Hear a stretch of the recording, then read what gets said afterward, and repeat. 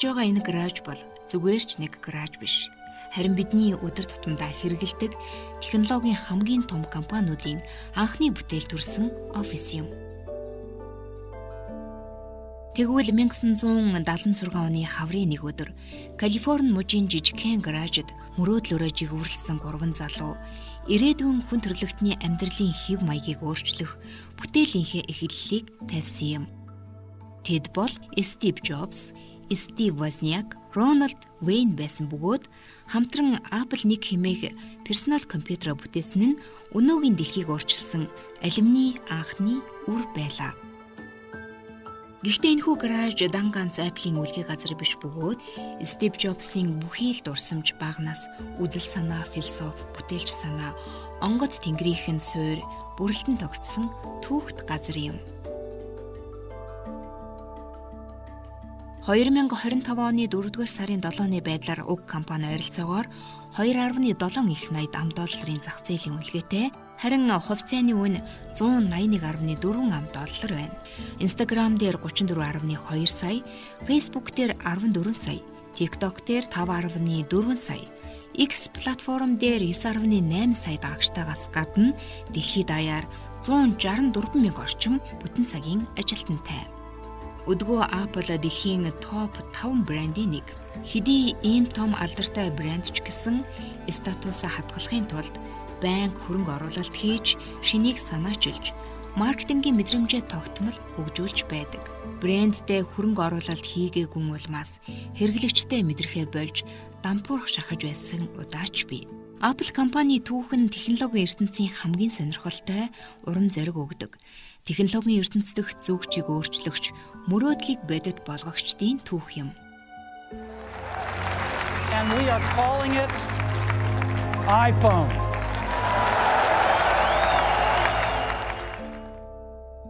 Ер нь бизнес нь амьд үлдэхийн төлөөх тэмцэл, бас урлаг хосолсон хүн төрөлхтний хамгийн анхны практикуудын нэг. Бизнесийн амжилтад мэдрэмж, компани засаглал, бүтээлч санаа, дайтах урлаг, геополитик, цаг үеийн байдал, хувь төөрөг гээд маш олон зүйлс нөлөөлдөг. Бүгдийг тэгээс эхэлсэн дэлхийн шилдэг компаниуд хэрхэн оргил өөд мацаж, унаж, босож, шантарч, тэмцэж, бие биетэйгээ өрсөлдөж, бас хор найруулж, ялагдаж ялж өнөөдрийн амжилтанд хүрэв. Энэ бол бизнесийн ноён оргилууд цоврал нэвтрүүлэг. I don't care about your first love, it should be your last one. Nothing like your last one. You look better on me, that's fashion. Won't block your shots, lights, camera, action. Never been a love me or let me not play. Every pedal better tell him better not change. I love you, I love me a lot. Wait, which one I love better off not saying. Apple компани үүсгэн байгуулагчид болох Стив Джобс, Стив Возняк нар залуудаа цахилгаан, техник, програмчлалд ихэд сонирхолтой байсан бөгөөд компьютерийн хүч чадлыг олон нийтэд түгээх мөрөөдөлтөй байжээ. Тэд анхны бүтээгдэхүүн болох Apple 1-ийг Джобсын гэрийн гаражид угсарсан байдаг. Энэ нь тухайн үед компьютерийн ертөнцид хувьсгал авчирсан бүтээл байлаа. Хэдийгээр дийлэгц, хулган, тэжээлийн хайрцаггүй байсан ч анхны хувийн хэрэглээнд зориулагдсан компьютеруудын нэг байсан юм. Технологийн компанийг 1976 онд Алим гэж нэрлсэн нь ихээхэн хачирхалтай байлаа. Тэр үед компьютерийн компаниуд техниктэй холбоотой Microsoft эсвэл IBM гэх мэт нэрсийг сонгодог байв. Apple гэдэг нэр хэрхэн үүссэн тухай компаниг үүсгэн байгуулагч Стив Возняк өөрийн намтар номондоо Орегоны алюминий цэцэрлэгээр зочлоод ирсэн Стив Джобсыг онгоцны буудлаас тосоод буцаж явах үед Стив Apple компьютер гэсэн нэрийг санал болгосон. Хариуд нь би Beatles-ийн Apple Records-ыг яах вэ гэж асууж байсан. Гэвч үүнээс хойш бид хоёр техникийн үгсээс сонгох гэж оролдоод олигтой хувилбар олоогүй. Тэгээд ч Apple гэдэг нэр бидний хувьд бусдаас хамаагүй дээр санагдаж сонгож байсан гэж дурдсан байдаг. Харин Стив Джобс компанийнхаа нэрийг түүний жимсний хоолны дэглэмтэй нэгт холбоотой. Мөн тэр үед алюминий фермер зочилсныхаа дараа ийм нэр хөнгөн, хөгжилтэй, эрч хүчтэй, айдас болгоомжлол төрүүлэхгүй байх болно гэд сонгосон гэж ярьдаг байв. Удалгүй 1977 онд Apple 2 загварыг Стив Возняк зохион бүтээж, Jobs маркетингийн стратеги боловсруулан зах зээлд гаргажээ. Энэ загвар нь өнгөт дэлгэцтэй ашиглахад хэлбэр бөгөөд олон төрлийн програм суулгах боломжтой байснараа зах зээлд ноёрхож эхлэв. Apple 2-ын амжилт нь компанид асар их орлого авчирч, 1980 онд олон нийтийн хувьцаат компани болж, биржид гарсан анхны технологийн том компаниудын нэг болсон юм. IPO-ийн өндөр хөрөнгө оруулагчдын тоо огцом нэмэгдэж, хэдхэн ажилтнтай жижиг гарааны бизнес олон сая долларын үнэлгээтэй боллоо. Гэвч амжилтын зэрэгцээ уналт тэднийг тойроогүй юм. Apple 3 Lisa зэрэг бүтээгдэхүүнүүд нь төдийлөн амжилт олоогүй ба алтан хамтрагч Стив Возняк онгоцны осолд орон тун удалгүй компаниас гарсан нь компанид хүнд цохилт болжээ. 1980-ад оны эхээр Apple компани хамгийн хүчтэй өрсөлдөгч IBM, Microsoft компани DOS үйлдлийн систем суулгасан IBM Personal Computer худалдаанд гаргажээ. Харин 1984 онд бүтээгдсэн Apple Macintosh нь анхудаа хэрэглэгчдэд зориулан график хэрэглэгчийн интерфейс хулган ашигласан төхөөрөмж байлаа. Стив Джобс энэ төслийг ихэд дэмжиж, маркетингийн шинэ арга барил нэвтрүүлжээ. 1984 оны үеэр цацсан сурталчилгаа нь технологийн сурталчилгааны түүхэн дэх хамгийн алдартай рекламны нэг бөгөөд одоо хүртэл маркетингийн домог хэмээн нэрлэгддэг. Энэхүү өвөрмөц сурталчилгааны найруулагчаар тухайн үедээ супер од болон гялалзаж явсан алдарт Ридли Скотт ажилласан бөгөөд Жорж Орвеллийн 1984 романаас сэдэглэн IBM-ийг Big Brother буюу хэд ноёрхогч хатуу тогтолцоотой корпорац болгон шууд бус дүрсэлсэн байдаг. Харин Apple бол хувь хүний эрх чөлөө бүтээлч байдлыг дэмжигч шин нэрэн үеийн эхлэл гэж үзүүлжээ. Сурталчилгаа цацагдсан даруйдаа ч маш их шүүгэн дэгдээж, Macintosh-ийн анхны борлуулалтад маш их нөлөө үзүүлсэн. If you're having a hard time understanding computers, try the computer that understands you. Take Macintosh out for a free overnight test drive. Гисэн хэдий ч технологийн компаниудын ширүүн өрсөлдөөн донд Apple компани нэр хүндийг хിവэр байлгахаар ихээхэн хүчин чармаалт гарган ажиллаж байсан Стив Джобс удирдах зөвлөлтөд таарамжгүй болсны улмаас компаниасаа гарлаа. Ингээд Стив Джобс Next Computers-ыг үүсгэн байгуулж, компьютер түүнийг хэрэглэгдэхүүний зах зээлд хүч төрөн орж ирэхийн хажуугаар тухайн үед оддын дайн Индиана Джонс бүтээлүүдээр од болоод байсан Жорж Лукасаас Pixar компанийг худалдан авсан байдаг.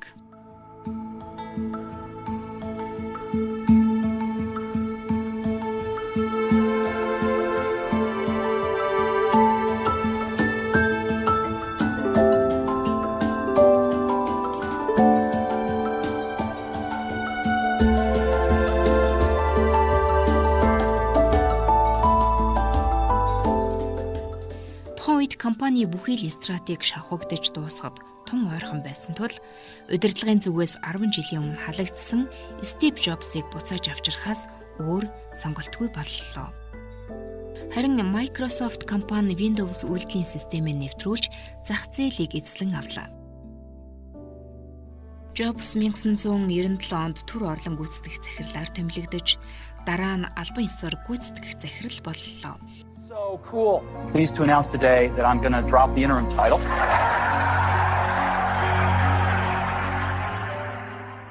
Ингэснээр тэр Think Different гэх компанид ажлыг эхлүүлж, сурталчилгаанд 20 дугаар зууны дэлхийн томчуудыг оруулжээ.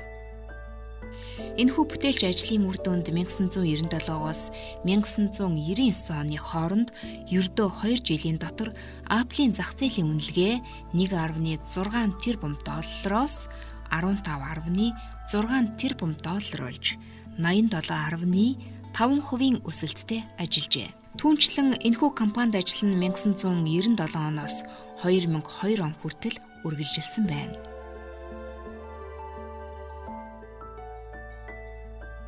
Үүнээс гадна Стив Apple-д сайн бүтээгдэхүүн байдаг хэдий ч энэ тухай байнга онцолж ярихыг төдийлөн хүсдэггүй байлаа. Харин тэр Apple компани гэж хэн болох, юу хийдэг тухай юуны тулд оршин тогтнож буйг олон нийтэд ойлгуулахыг хүссээр байлаа. Компанийнхаа үндсэн эрхэм зорилго алсын харааг олж, үүнийг маркетингийн компанид ажил болгож чадсан нь түүний амжилт байлаа.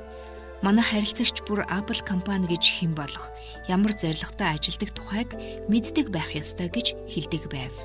Тэрээр бүтээгдэхүүний шугамыг цөөлж, зөвхөн 4 үндсэн ангилалд төвлөрөх шийдвэр гаргажээ. Хэрэглэгчид болон мэргэжлийн хүмүүс зориулсан зөвүүрийн ба ширээний компьютер.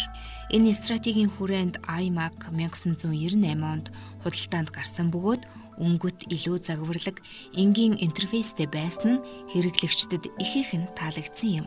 Энэ нь зөвхөн компьютер биш, загварын илэрхийлэл байлаа.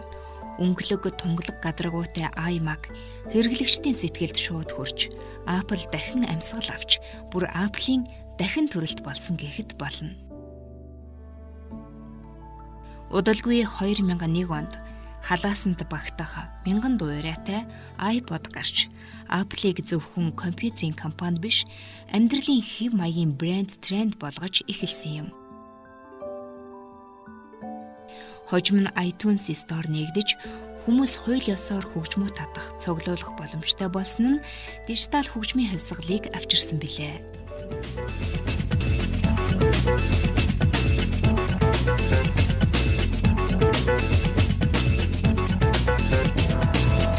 iPod, 1,000 songs in your pocket. Ийхүү маш олон бүтээгдэхүүнүүдээ ээлж дараалан гаргасаар 2004 оны үед Apple компани дотооддоо нэгэн нууц ажлын хэсэг байгуулж, маш өндөр нууцлалын дор ажиллаж эхэлсэн нь хэдхэн жилийн дараа ухаалаг үтсний ертөнцид хувьсгал хийсэн анх дугаар iPhone-ыг бүтээх төсөл байлаа. Энэ үед Apple өөр нэгэн маркетингийн мэргэн санаа олсон нь 2006 онд эхэлсэн Get a Mac хэмээх компанид ажиллалаа. Энэ нь бусад маркетингийн ажлуудаас маргаангүй тэргуунд бичигдэх бүтээлч ажил байсан бөгөөд джинс өмссөн энгийн залуугаар Mac-ыг хослол өмссөн нүдний шилтэй эрхмээр PC-г илэрхийлсэн ба хоёр залуу хоорондын давуу талыг хэлэлцсэн байдлаар гардаг. Энэ нь бүтээгдэхүүний талаар мэдэх ёстой бүхнийг хэрэглэгчдэд энгийн, залтай, ухаалаг, хялбар байдлаар ойлгуулж чадсан юм. Иймдээч сурталчилгааг явуулсан анхны жилдэл тэдний борлуулалт 42% болон өссөн байна. 2007 оны өнөөх өдөр нууцлал доор явагдаж байсан ажил шовтрох шатанда орж байлаа. Тухайн үед Project Purple нь маш нууц байсан бөгөөд хүмүүсийг ажилд авахдаа бид таныг авиаслаг инженер гэдгийг чинь мэдэж байна. Гэхдээ бид танд юу ч хэлж тайлбарлахгүй төсөл дээр ажиллахыг хүсэж байна. Өнөөдөр шууд ажилдаа ор гэсэн санал тавьж олонхон зөвшөөрдөг байжээ. Зарим ажилчдаар нууцлалыг задруулахгүй байх гэрээнд гарын үсэг зурулдаг байлаа. iPhone дээр ажиллаж байсан баг бусад хэсгийн ажилчид орох ирэхгүй тусгай давхарт зарим өрөөнд нэвтрэх үнэмлэхээ 4 дамжуулалтын системд уншуулах замаар орох боломжтойгоор ажилдаг байв. Мөн iPhone-ы интерфейсийг бүтээх багийнхны ажиллаж байсан офисын өрөөнүүдэд цэвэрлэгчийг хүртэл орохыг хоригддаг байсан гэдэг. Ийхүү 2007 онд iPhone-о танилцуулснаар утас гэдэг ойлголтыг бүрэн өөрчилсөн. Хуруу мэдрэгчтэй дэлгэц, камер, интернет, хөгжин бүгд нэгд хөрөмжд байна гэдэг тухайн үед хэний ч төсөөлөөгүй зүйл байлаа. A phone and an internet communicator. An iPod. A phone. And we are calling it iPhone. Ингэснээр бидний өдөр тутмын харилцаа, ажлын хэв маяг, амьдралын хэмнэлж өөрчлөгдсөн. Hello. Hello. Hello. Hello. Yo, yo. Hello. Hello. Hello. Hello. Hello.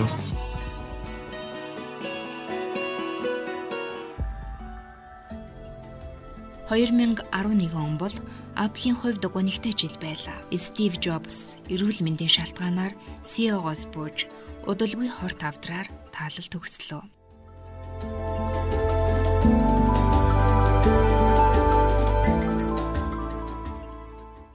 Ингэснээр компани удирдлага Тим Кукэд шилжиж маш олон хүмүүс Стив Джобсгүйгээр Apple хэр хол явах бол хэмээн асууж байлаа. Гэсэн ч түүний үлдээсэн өв, урам зориг, философи, шинийг эрэлхийлэх хүсэл, дэлхийг өөрчлөх итгэл, өнөө хүртэл Apple-ийн үнэт зүйл хിവэр үлдэж 14 жилийн дараач дэлхийн хамгийн үнэтэй, хамгийн нөлөөтэй, хамгийн инновацлог хэрэглэгчдийг дурлуулсан компани хിവэр байна.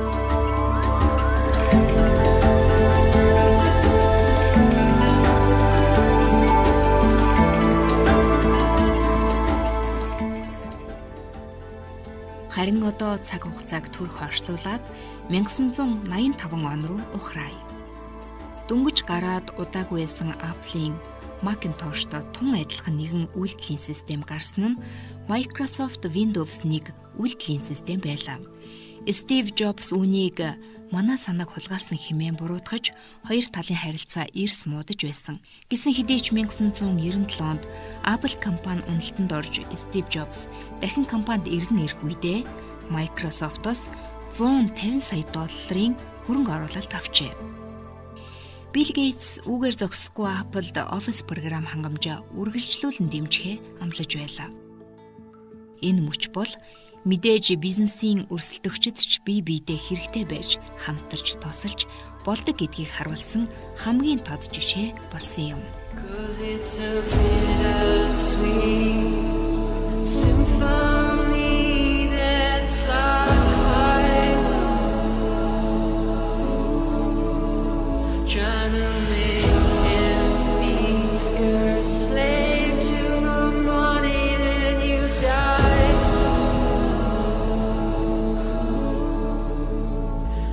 Take you down the only road I've ever been down.